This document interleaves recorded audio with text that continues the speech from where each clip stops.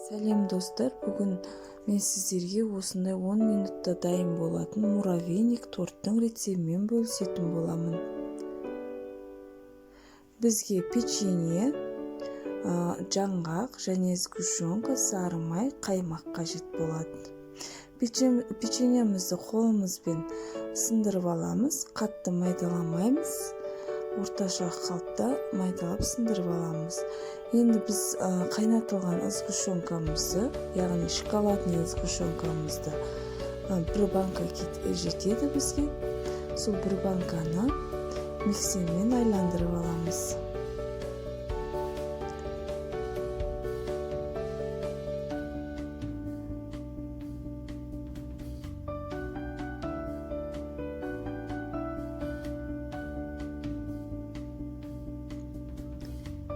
Осылай миксермен айландырып болғасын, 2 шай қасық қаймағымызды салып, және де ертілген сұйық майымызды салып, тағы да бір келкі болғанша араластырып аламыз.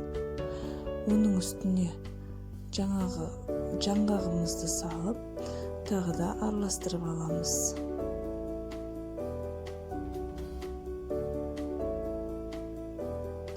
Міне осындай крем шықты бізде.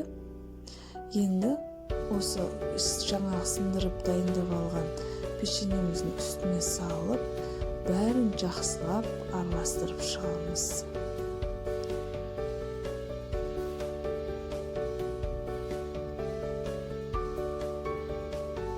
Міне мен араластырып болдым бәрі. Бір келкі араласты. Енді мен осындай кольцомызға диаметрі 20 немесе 15 диаметр қылып алып, ішіне салатын боламын. Егер бұндай кольцо жоқ болса, сіздер шұңқырлау ыдысқа салуға болады. Міндетті емес бұндай кольцоға жинау.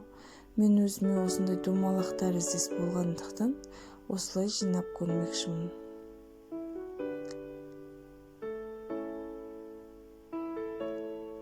Мені жақсылап басып шығамыз үстінен.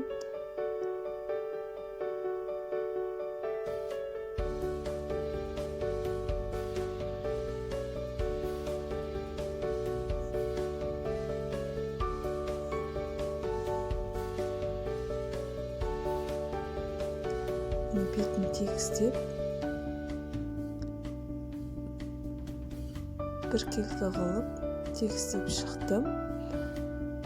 Енді бұны пышақтың көмегімен шет-шетін босатып аламын. Кольцодан босатып аламын.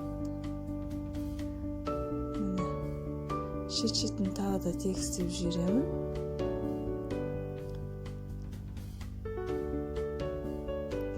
Енді бетін сәндеу ол өз қалауларыңызбен.